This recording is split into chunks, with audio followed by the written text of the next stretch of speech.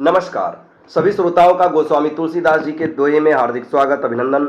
आज की इस वीडियो में आप सभी के समस्त प्रस्तुत है तुलसीदास जी का एक दोहा और उसकी विस्तृत व्याख्या।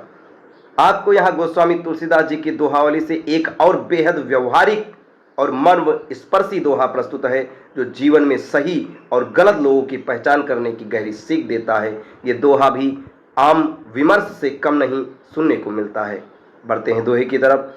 बरसत हरसत लोक सब करसत लखै न कोई, तुलसी प्रजा सुभागते भूप भानु सो होई। तुलसीदास जी ने इस दोहे में सूर्य, भानु और एक आदर्श राजा भूप की तुलना करते हुए एक समाज और राजनीति का एक शाश्वत सत्य सामने रखा है। इस दोहे के दो गहरे अर्थ हैं, एक राजनैतिक और दूसरा व्यवहारिक। अगर राजनैतिक परिप्रेक्ष्य पर देखा जाए तो करसत लखै न कोई, कर लेते समय न दिखे।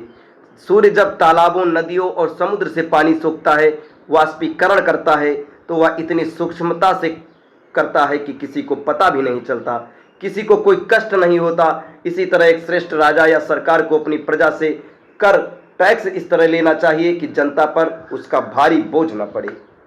बरसत हरसत लोग सब, वहीं सूर्य जब उस सोखे हुए पानी को बादल बनाकर वापस धरती पर बरसाता है तो पूरी सृष्टि खिल उठती है, सब लोग खुश होते हैं। ठीक वैसे ही राजा को टैक्स से इकट्ठा किए गए धन को जन कल्याण, सड़कों, अस्पतालों और जनता की भलाई में इस तरह लगाना चाहिए कि पूरी प्रजा आनंदित हो उठे।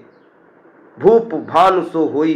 तुलसीदास जी कहते हैं कि जिस देश में राज्य की प्रजा भाग्यशाली होती है उसे सूर्य जैसा न्यायप्रिय और उदार राजा मिलता है। अब इसे व्यवहारिक परिप्रेक्ष्य से देखा जाए तो ये दोहे को अपने निजी जीवन पर लागू करें तो हमें सच्चे झूठे लोगों में फर्क करना सिखाता है, दिखाता है कि दिखावा करने वाले समाज में कुछ लोग ऐसे होते हैं, उसकी थोड़ी सी भी मदद करेंगे तो उसका ढिंढोरा पीटेंगे, जताते हैं कि उन्होंने आपके लिए क्या क्या किया है। महान और सच्चे शुभचिंतक इसके विपरीत जो लोग वास्तव में प्रेम करते हैं वे आपकी कमियों को, आपके दुखों को और आपकी नकारात्मकता को इस तरह सोख लेते हैं जैसे कि आपको एहसास भी नहीं होता, चुपचाप उसकी मदद कर जाते हैं और बदले में किसी वाहवाही की उम्मीद नहीं रखते। इस दोहे के माध्यम से तुलसीदास जी संदेश देते हैं कि श्रेष्ठता हमेशा मौन योगदान में होती है, दिखावे में नहीं। चाहे वह देश का राजा हो या हमारे जीवन का कोई रिश्ता, जो चुपचाप आपके दुखों को हर ले और खुशियां खुलकर बरसाए, वही सूर्य के समान वंदनीय है। दोस्तों ये दोहा आपको कैसा लगा, इसकी व्याख्या आपको कैसी लगी, कमेंट बॉक्स में जरूर बताएं और ऐसे ढेर सारे दोहों के लिए हमारे चैनल के साथ जुड़े रहें। धन्यवाद।